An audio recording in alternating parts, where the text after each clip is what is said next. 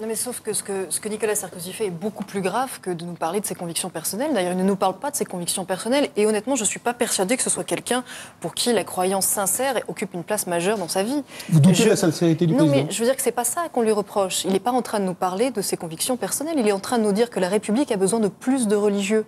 Et qu'il préfère aujourd'hui que des enfants croisent le plus possible des religieux parce que les religieux incarnent à ses yeux l'espérance et qu'il veut que de plus en plus de Français espèrent, c'est-à-dire que de plus en plus de Français croient. Il nous dit ça alors qu'il est chef de la République. Et que la République a intérêt à cela. Oui, il nous dit ça dans un contexte mondial de remontée des intégrismes et des communautarismes religieux, alors qu'on comptait sur la République pour essayer d'y résister, qu'il est chef de cette République et qu'il est en train de nous dire qu'il a décidé non seulement de ne pas résister, mais de favoriser le retour du communautarisme religieux. La sécularisation, c'est une tradition européenne, séparation de l'Église et de l'État. C'est ce qui permet notre liberté. Sinon, on ne serait pas libre. Ça vient des Grecs, c'est très ancien, c'est dans le christianisme, etc. Mais la France, elle en a fait une laïcité à la française qui est un système dans lequel on ferme le ciel. C'est-à-dire qu'il n'y a pas... C'est-à-dire on ferme le ciel. Voilà, il n'y a pas une séparation entre l'Église et l'État, et il y a finalement une suppression de la croyance, ou disons qu'on ne veut plus en parler. Comment on supprime la croyance ? On supprime, on ne ferme pas les églises, naturellement, mais symboliquement, tout se passe comme si ça n'existait pas. Et c'est là contre que viennent les discours de Nicolas Sarkozy, à mon avis, parce que la laïcité à la française, finalement, c'est une laïcité, c'est de l'athéisme militant. Vous êtes membre de la commission Islam et laïcité. Islam et laïcité, et du collectif des musulmans de France également.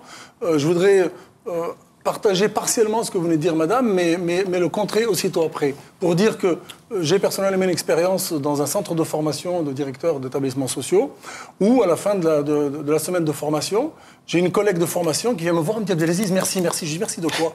Elle me dit « Merci de m'avoir permis de dire que je suis catholique. » Voilà. C'est vrai qu'il y a cette réalité-là, il y a une sorte un peu de rejet un petit peu de ce qui est religieux, n'empêche que je ne serais pas d'accord pour remettre encore le socle commun, comme le fait aujourd'hui le président de la République. Les problèmes que pose le fait d'avoir ouvert ce débat, de voir à nouveau un politique qui veut jouer avec le feu, en l'occurrence, qui veut un peu voler de sacré aux religieux, l'instrumentaliser pour avoir toujours plus de pouvoir, c'est très révélateur le débat qu'on a.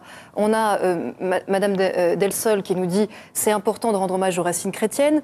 Aussitôt, on a Monsieur Chamby qui nous dit « ah oui, alors attendez, moi aussi je suis d'accord, il y a beaucoup trop d'athées et beaucoup trop de militantisme laïque. Il y a beaucoup trop de militantisme. » laïque qui vire à l'athéisme, mais quand même les racines chrétiennes, on ne va pas nous imposer ça. Et puis, il y a Monsieur le rabbin, que j'ai vu, moi, dans un exercice filmé par la télévision qui m'a assez surpris, en train de passer des coups de fil sur une université pour essayer plus ou moins d'intervenir directement dans le contenu pédagogique et essayer de faire revenir une chargée des TD. Essayer de faire en sorte qu'une chargée de TD... qui fait des TD le samedi pour tous ses élèves, accepte qu'un élève, parce qu'il est juif, soit dispensé de ces TD-là. Non, pas ça. Là, c'est de l'ingérence, monsieur. C'est du communautarisme, vous êtes au-delà du religieux. Allez, répondez rapidement. C'est essentiel ce que vous dites. Je dis simplement, ce petit qui avait cet examen ce jour-là, ce samedi, je demandais... Comme tous ses camarades. Je demandais qu'il ait le droit d'avoir 0. Qu'il passe ses examens en ayant 0. Et qu'il ne soit pas obligé d'aller à son TD, de sorte de ne pas avoir un 0 éliminatoire. Je trouve qu'il y a une discrimination scandaleuse du fait qu'on dise « je me casse la jambe la veille d'un examen, bon, je 0, je suis excusé ». Ma foi m'impose de ne pas composer ce jour-là, je suis inexcusable. Ça, c'est de l'intégrisme. Mais pourquoi il n'a pas juste dit qu'il était malade et qu'il Mais non, vous voulez qu'il mente. Pourquoi est-ce qu'il faut que le religieux... Non, mais pourquoi le religieux a droit à un statut aménagé plutôt que que de droit dire d'autres simplement...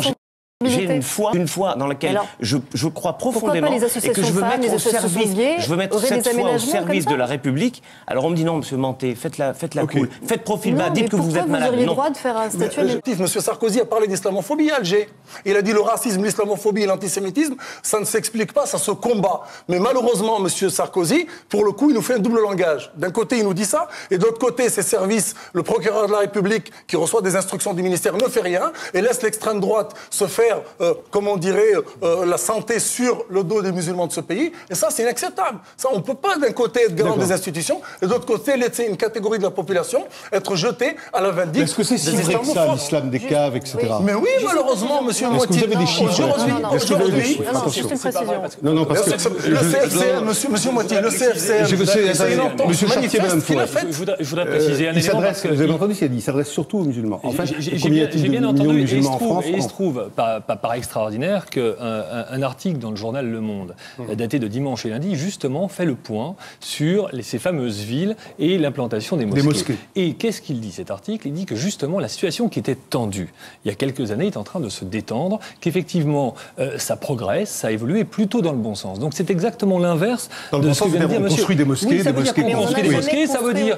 On n'a jamais construit autant, dit Caroline Forest. Ah bah non, vous ne pouvez pas dire que c'est des... Non, je suis désolé, c'est pas vrai, parce que c'est des dossiers qui sont entrepris depuis belle lurette. Il y a une seule ville où justement il y a un cas particulier et le maire est en train de trouver une solution. Donc là, je trouve qu'on a considérablement progressé s'agissant des lieux de culte musulmans. Vous êtes d'accord avec ça? Non, mais juste un point. On n'a jamais construit autant de lieux de culte depuis un siècle qu'en ce moment. Il se construit environ 16 mosquées par an. Il se construit 34 lieux de prière évangélique par an en France en ce moment. 34. Quasiment un lieu de prière ouvre par semaine dans ce pays au moment où nous parlons.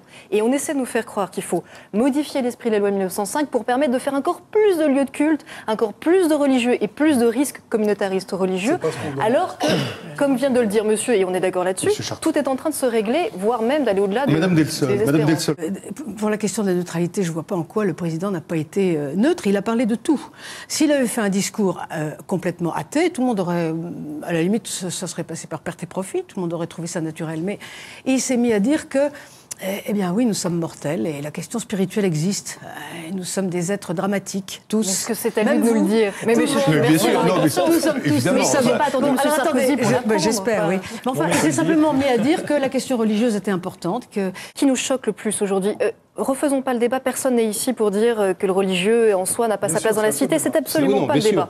Ce que dit le président de la République et ce qu'on lui reproche, c'est qu'il considère aujourd'hui qu'il est de son rôle en tant que président de la République d'encourager l'espérance spirituelle quasiment au détriment de l'espérance sociale. C'est une mauvaise nouvelle parce que son boulot, c'est quand même plutôt de nous donner de l'espérance sociale. Donc on a un petit peu le sentiment qu'il est en train de nous annoncer que de ce côté-là, ça ne va pas extrêmement bien se passer.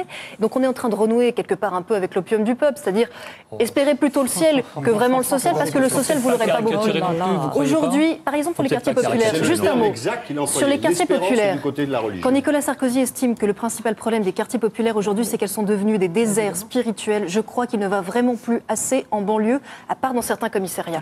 Il devrait y retourner. Ce qu'ont besoin les quartiers populaires aujourd'hui, c'est des crédits pour les travailleurs sociaux, c'est des crédits pour la culture, c'est de l'égalité des chances, c'est de la lutte contre le racisme. Ils n'ont sûrement pas besoin de plus de religieux. Le problème, c'est que la loi du 15 mars 2004, c'est une loi d'exception. C'est-à-dire qu'on a touché au socle commun de la République, les lois de la République, pour sortir une loi que Jean-Michel Bélorgey qualifie de loi scélérate, qui est de faire exclure des jeunes filles de l'école publique. Si on veut favoriser le communautarisme, on s'y prendrait pas mieux. Monsieur Chartier, alors, Madame Forest, ensuite Monsieur Chartier qui va répondre. Ce qu'il vient de dire est très passionnant. Il faut savoir, c'est très, très parlant ce qui vient d'être dit. Pour Monsieur Chamby, l'islamophobie, c'est tout simplement résister à l'intégrisme. C'est être islamophobe déjà.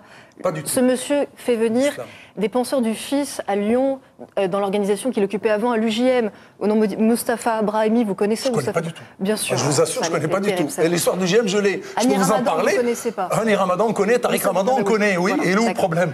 Il y a une justice dans ce pays. C'est de dire, qu'aujourd'hui, le principal problème de ceux qui agitent et qui créent des tensions sont les laïcards. On a entendu laïcard ici, on a entendu intégristes laïcs à l'autre bout. Et ça se rejoint. Vous voyez bien ce qui est en train de se jouer. C'est un rapport de force. Décryptez-le, alors. C'est un rapport de force entre des gens qui considèrent que le principal danger aujourd'hui, ce sont les laïcs, et ceux qui pensent que le principal danger aujourd'hui, ce sont les intégristes. Beaucoup. Au revoir.